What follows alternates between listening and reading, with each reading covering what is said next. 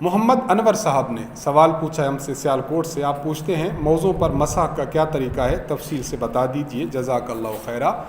موضوع پر مسح کا طریقہ یہ ہے کہ آپ اپنے دونوں ہاتھوں کو پانی سے بھگو لیں. بھگونے کے بعد آپ دایاں ہاتھ دائیں پاؤں پر رکھ لیں, بایاں ہاتھ بائیں پاؤں پر رکھ لیں. جب آپ رکھ لیں تو رکھنے کے بعد ان کو اوپر کی جانب, پنڈلی کی جانب آپ کھینچتے چلے آئیں. اس سے آپ کے موضوع پر مسح ہو جائے گا.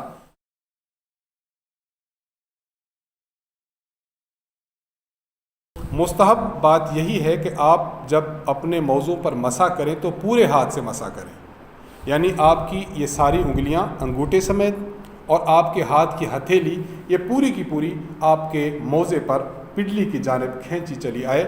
اگر کوئی شخص مسح کرتا ہے اور صرف 3 انگلیوں کے ساتھ مسح کرتا ہے تو اس سے مسح ہو جائے گا, فرض پورا ہو جائے گا.